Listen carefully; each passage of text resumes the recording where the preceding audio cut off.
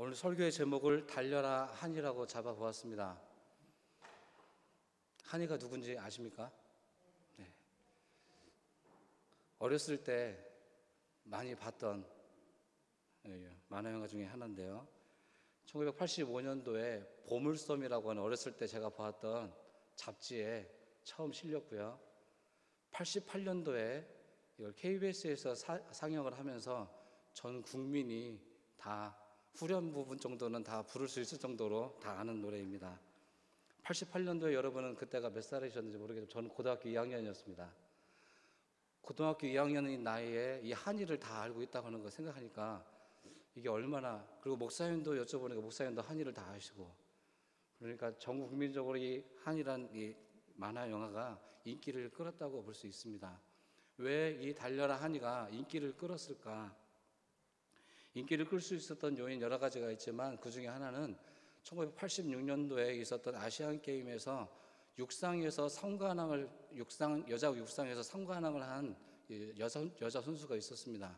그 임춘혜라고 하는 선수가 있었는데, 그 임춘혜가 그 성관왕을 하면서 달렸던 그 국민 스타로 떠올랐고, 그 여인이 스타가 된 것은 가난하고 가냘프고, 그런데 끈기와 그 인내를 가지고 투지를 가지고 있는 모습이 꼭 만화의 주인공인 한이와도 같았기 때문에 이 한이가 이렇게 선풍적인 인기를 드라마에서도 또 현실에서도 이렇게 인기를 끌었다고 볼 수 있습니다.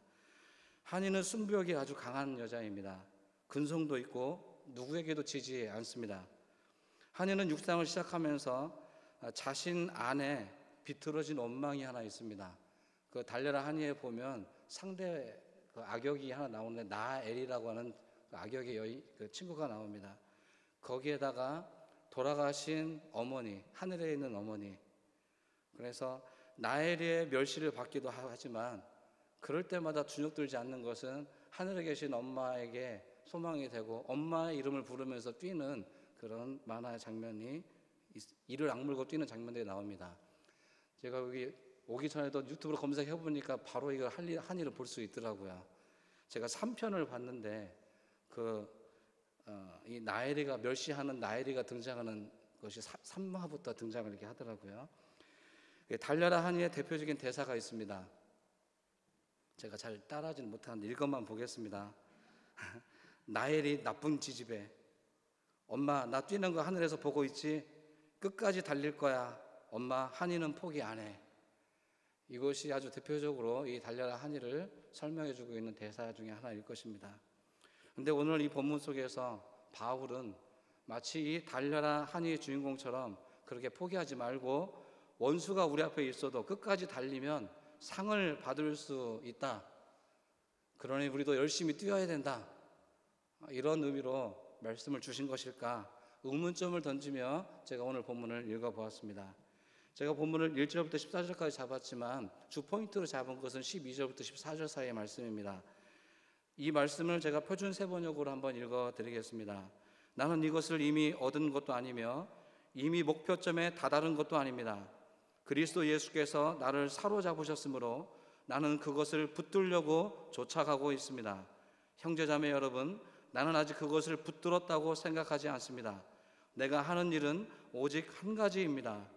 뒤에 있는 것은 잊어버리고 앞에 있는 것을 향하여 몸을 내밀면서 그리스도 예수 안에서 하나님께서 위로부터 부르신 그 부르심의 상을 받으려고 목표점을 바라보고 달려가고 있습니다. 이렇게 표준 세 번역은 번역을 하고 있습니다. 이 세 번역의 문장을 통해서 제 눈에 들어오는 몇 가지 문장이 있었습니다. 이미 얻은 것이 아니다. 그것을 붙들었다고 생각하지 않는다. 그러나 뒤에 있는 것은 잊어버리고 앞에 있는 것을 향해 내 몸을 내밀겠다. 목표점을 바라보고 달려가고 있다. 이런 문장들이 제 눈에 들어왔습니다. 근데 한편으로 생각해 보니까 제가 이 본문을 이렇게 깊이 묵상하기 전에 저는 이 본문을 잘못 이해하고 있었다는 것을 알게 되었습니다. 이런 잘못된 이해는 저뿐만 아니라 아마 많은 분들이 이렇게 이해하고 있지 않을까라고 생각해 보게 되었습니다. 본문의 순서를 바꾼 것입니다. 마치 이와 같이 우리가 본문을 이해하고 있지는 않는지 생각해 보십시오. 우리는 이미 부르심의 상을 얻었다. 우리는 그것을 붙들었다. 그러므로 뒤에 있는 것은 잊어버려라. 더 좋은 상을 위해 나는 내 몸을 내밀겠다. 라고 순서를 뒤바꾸어서 이 본문을 이해하고 있지는 않으십니까? 더 좋은 것이 내 손에 있으면 이전에 있던 나빴던 것을 버리는 것은 쉬운 일일 것입니다. 내 수중에 1,000원이 있는데 10,000원을 손에 쥐어주면서 이 1,000원을 버려라. 그러면 버리지 않는 것이 오히려 바보입니다. 그런데 아무것도 손에 잡히는 것이 없는데 손에 있는 것을 버려라 라고 한다면 이 손에 있는 것을 포기하고 버린다고 하는 것은 쉬운 문제는 아닐 것입니다. 아무것도 손에 잡히고 있지 않는 상황에서 지금까지 나에게 큰 유익을 주었고 안정감을 주었고 다른 사람들로부터 인정받을 수 있는 가치관이 있는데 불확실한 미래를 향해서 현재 가지고 있는 아주 좋은 유익한 것을 내려놓는다. 이걸 포기하겠다. 포기하는 정도가 아니라 나는 이것을 이제 가장 추한 것으로 보겠다 라고 하는 바울의 결심이 들어 있습니다. 선입관을 내려놓고 본문을 읽어보시면 바울의 손에는 아직 잡혀있는 게 아무것도 없습니다. 그리스도를 다메섹 도상에서 만나기 전의 삶보다는 사실은 현재의 삶이 더 처절하고 힘듭니다. 가는 곳마다 인정받지 못하고 매를 맞고 쫓겨다니는 삶을 살았습니다. 그럼에도 불구하고 바울은 자기 자신의 모습을 왜 이렇게밖에 할 수 없는지를 오늘 2가지 관점에서 표현해 주고 있는 것입니다. 그것은 첫 번째는 과거 속에서 발견된 자신의 모습이 있습니다. 그리고 또 하나의 모습은 미래를 통해서 발견된 자신의 모습도 있었습니다. 과거 속에서 발견된 자신의 모습은 자랑스러움 그 자체였습니다. 전통적인 혈통이 있는 가문에서 태어났고 율법에 있어서 가장 모범적인 종교인으로서의 모습을 갖추고 있었습니다. 거기에다가 불이라고 생각되는 것에서는 앞장설 수 있는 투쟁적인 정신을 가지고 있을 정도로 아주 모범적이고 존경할 만한 유대인 중에 유대인, 히브리인 중에 히브리인적인 삶을 살고 있었던 것이 바울의 이전의 모습이었습니다. 보통 사람이 갖추고 싶어도 가질 수 없는 금수저를 입에 물고 태어나서 금수저다운 삶을 살았던 것이 바울이었습니다. 이렇게 지금까지 자신에게 어떠한 불편함도 주지 않고 유익과 자부심을 주었던 가문의 전통, 율법, 모범적인 열심, 이런 것들을 이제 나는 포기하겠다고 결단하는 것입니다. 뿐만 아니라 이제 그것들을 바라볼 때 좋은 것으로 바라보는 것이 아니라 배설물로 나는 보겠다. 이렇게까지 과거의 자신의 모습에 대해서 이야기하면서 철저하게 어떻게 보면 탈출하겠다는 의지적 표현을 하고 있는 바울의 모습을 보게 됩니다. 바울이 지금 버렸다고 하는 것은 무엇입니까? 과거에 가만히만 있으면 얻어질 수 있는 유익한 것, 안정적인 삶, 이런 것들을 포기하는 것입니다. 바울은 왜 과거에 얻었던 이 많은 것들을 버려야만 했을까? 버리지 않고 가면 안 됩니까? 지금 현재 우리가 가지고 있는 믿음대로 한다면 더 큰 영광을 위해서 이 재물과 이 나의 이력과 나의 스펙을 사용하면 하나님이 더 크게 사용하지 않겠습니까? 그런데 왜 바울은 자기가 가지고 있던 가문적인, 지식적인, 그리고 열정적인 이 모든 것을 다 내려놓고 배설물처럼 여겨야만 했던 것입니까? 오늘 이 빌립보서를 통해서 나타내주고 싶어하는 바울의 모습은 예수 그리스도를 얻음을 통해서 더 좋은 과거로 회귀하는 것이 아니라 이전과 전혀 다른 새로운 미래를 향해 나아가는 새로운 의지적 결단을 보여주고 있다고 생각합니다. 지금까지 노력을 통해서 얻었던 업적에서 더 많은 것을 얻는 것이 아니라 이전에 자기가 노력해서 얻었던 모든 것들을 다 포기하고 이제는 그리스도 안에서 발견되어지는 자신만을 드러내고 싶어하는 그런 바울의 모습을 발견할 수 있는 것입니다. 바울은 버리는 일 자체를 향해서 많이 설명하고 있지는 않습니다. 단지 이제 그가 어디를 향해 가고 싶어 하는지, 내가 바라는 삶의 방향성은 어디에 있는지에 대해서 구체적으로 말해주고 있는 것입니다. 8절 마지막 부분에 보면 그리스도를 얻고 9절에 시작할 때 보면 그 안에서 발견되고 싶습니다. 나의 이 포기를 통해서 발견하고 싶은 것은 그리스도입니다. 그리고 단순히 그리스도만이 아니라 그리스도 안에 있는 자신의 모습을 발견하고 싶다. 그렇게 하기 위해서 현재 나에게 유익했던 이 모든 것을 나는 포기합니다. 오직 내게 그리스도 예수께 잡힌 바 된 그것을 잡고 싶습니다. 다시 말하면 내가 그리스도 안에서 발견되려면 이런 것들은 이제 버릴 수밖에 없습니다. 그러나 분명한 것은 아직 이것이 바울 안에 있는 것은 아니었습니다. 얻어진 것도 아니었습니다. 완전한 것도 아닙니다. 잡았다고 생각도 하지 않았습니다. 그럼에도 불구하고 바울은 이 모든 것을 포기했습니다.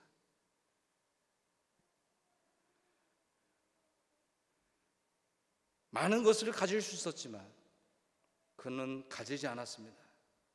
그리고 결단합니다. 그가 한 것은 오직 한 가지입니다. 지금까지 쌓아왔던 이 뒤에 있는 것은 잊어버린다. 그리고 앞에 있는 것을 붙잡기 위해서 나의 몸을 앞으로 기울인다. 의도적으로 나의 몸의 방향을 과거가 아닌 미래를 향해서 내 몸을 기울이겠다는 결단인 것입니다. 바울은 아직 그것을 잡았다고는 말하지 않았습니다. 그러나 그는 그리스도 예수는 바로 나를 사로잡고 있다. 그분이 사로잡은 나를 볼 수 있었습니다. 확실해서가 아니라 아직은 불확실하지만 그럼에도 불구하고 자신은 과거의 삶을 과감하게 벗어버리고 새로운 미래를 향해 나아가겠다라고 하는 결심을 하고 있는 것입니다. 다시 조금만 앞으로 나아가 보겠습니다. 만약에 실제로 예수님이 나에게 와서 네가 나를 선택하면 내가 너에게 이런 걸 해주겠다, 구체적인 것을 제시했기 때문에 바울이 포기할 수 있었다고 생각하지 않습니다. 오히려 예수 그리스도를 진정으로 만나고 난 다음에 바울의 삶은 고난의 연속이었습니다. 죽을 고비를 넘겨야 됐습니다. 노력하지 않아도 얻을 수 있었는데 이제는 노력하지 않으면 먹을 것과 잠잘 자리도 얻을 수 없을 정도로 위협과 이 가난한 속에서 살아가는 삶이었습니다. 지금 바울이 바라보고자 했던 가치는 소유나 눈에 보이는 가치가, 그리고 현재에 있는 가치관이 아니었습니다.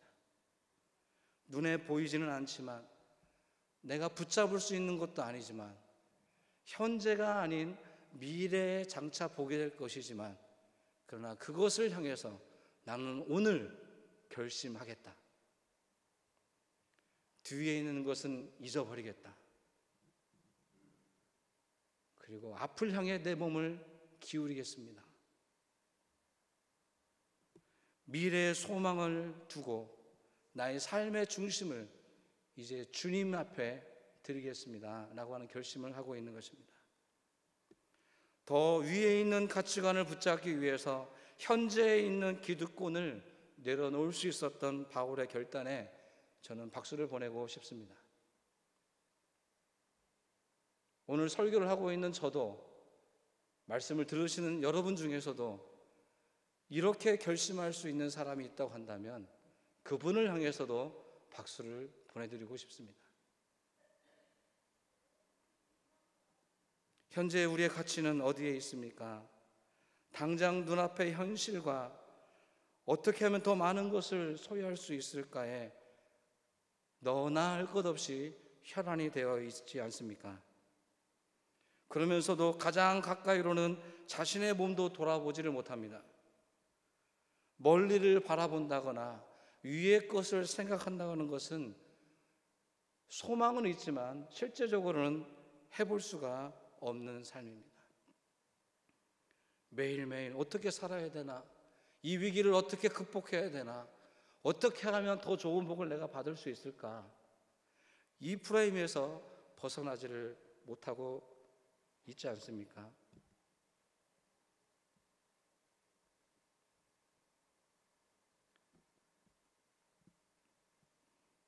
요즘 사건 사고의 소식을 들었다 보면 충격적인 일들이 너무나 많이 일어납니다. 그중에 얼마 전에 제가 뉴스를 떠들썩했던 사건 중에 이런 게 있었습니다. 증평에서 한 모녀가 숨진 채 발견이 됐는데, 여러분 다 아시죠? 2달, 3달이 되도록 그 분들이 죽었다는 사실조차 몰랐다고 하는 것이죠. 숨진 지가 최소 2-3달이 지났는데도 아무도 이들의 죽음을 몰랐습니다. 가족들도 몰랐고요, 함께 사는 아파트 주민들도 몰랐습니다. 나중에 유서를 쓰고 죽었는데 유서의 내용이 이런 내용이 있습니다. 남편은 이미 몇 달 전에 죽고 남편이 남겨놓은 빚을 갚을 능력이 안 돼서 정신적으로 너무 힘들다, 혼자 살기가 너무 어렵다, 딸을 데려간다 라고 하는 짧은 유서를 남기고 죽었던 것입니다. 이것이 끝이 아닙니다. 또 지난주에도 광주에서 60대 남성이 또 죽음으로 발견이 되었는데 똑같습니다. 2달이 넘어서야 이 시신이 발견되었습니다. 이러한 죽음을 고독사라고 합니다. 이런 고독사는 2013년도에 1280명이나 되었다고 합니다. 그랬던 것이 작년 2017년도에는 2000명이 넘어섰습니다. 광주에서 있었던 이 고독사 한 분의 마지막 죽음을 장례 지냈던 광주에 살고 있는 공무원의 인터뷰를 제가 들어봤습니다. 이 광주에서 60대의 죽음을 맞은 이 분에게는 형제들이 2남 4녀의 형제들이 있었습니다. 그런데 이 형제들과 연락을 안 하고 지낸 지가 무려 20년이 넘었습니다. 20년이 지났지만 수소문 끝에 여동생을 찾아서 이렇게 돌아가셨다, 장례를 치르자 라고 권유를 했는데 장례를 치르지 않겠다고 포기를 했습니다. 나머지 모든 형제가 다 포기했답니다. 그래서 무연고로 해가지고 그냥 그렇게 고독사 처리가 되었다고 합니다. 근데 제가 그 인터뷰를 들으면서 더 놀란 것이 있습니다. 광주 지역에만 한정되어서 만약에 평균 5번의 변사 사건이 있으면 5번 중에 1번 이상은 이와 비슷한 유형의 고독사라고 하는 것입니다. 그 인터뷰를 통해서 아나운서와 그 인터뷰하는 공무원이 이런 대답을 했습니다. 이런 일들을 겪으면서 이제 우리가 주변에 관심을 좀 쏟아야 되는 것 아니겠는가, 서로를 도와가면서 살 수 있는 이 쉐어 시스템이 필요하다, 이 자성의 목소리가 높아져 갔습니다. 왜 우리 사회는 이렇게 분명히 열심히 사는데, 열심히 뛰고 달리는데 이렇게 고독한 것입니까? 한이처럼 열심히 뛰는데 배가 고파도 뛰고, 경쟁자가 뭐라고 해도 뛰고, 때로는 그리워서 뛰고, 열심히 뛰어 달리고 있는데도 불구하고 고독하고 여전히 피눈물이 흐르고 몸이 건조한 삶만 남아서 허무하고 자괴감이 빠져드는 삶만이 남겨지고 있는 것 아니겠습니까? 이런 소식을 접하면서도 우리는 마치 다람쥐 쳇바퀴 돌듯이 또다시 열심히 뜁니다. 나에게는 이것이 불행으로 다가오지 않을 것을 기대하면서 또 열심히 뛰고 나면 조금의 이득이라도 아니면 좀 더 나은 삶이 기다리고 있을 것이냐 생각하면서 열심히 뛰고 있습니다. 서두에도 말한 것처럼 나일이 나쁜 지집에 욕하면서 나는 쉬지 않고 뛸 거예요. 하늘에 계신 엄마, 나는 포기하지 않을 거예요. 그런 시각으로 오늘 말씀을 읽어보면 우리가 열심히 뛰고 달리면 이 신학의 전선에 열심히 뛰고 달리면 상이 있다. 큰 상이 있다. 그 상을 내가 받을 것이다. 그러니까 오늘 나는 열심히 뛰기만 하면 된다. 신앙생활도 혹시 이렇게 달려가는 모습으로 뛰고 있지는 않습니까?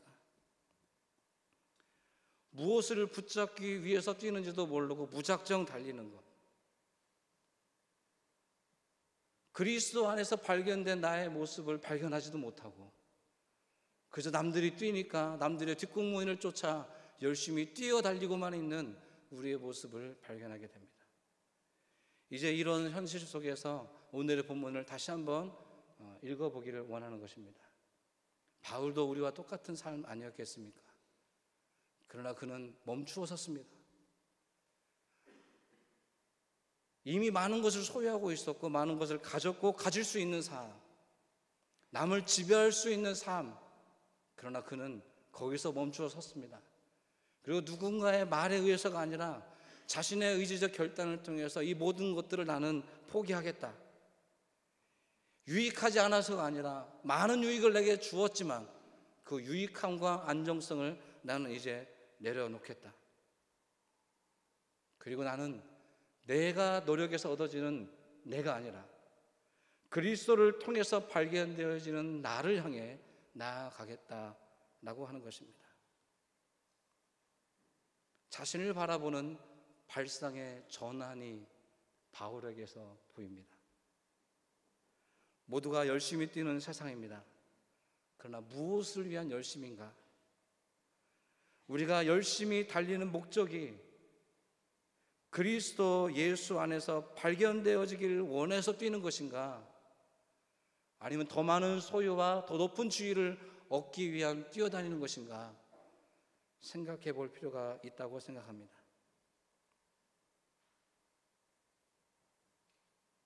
14절만 보면서 예를 들어 14절 보면 푯대를 향해서 나아가지만 분명히 부르심의 상을 위해서 나는 달려간다.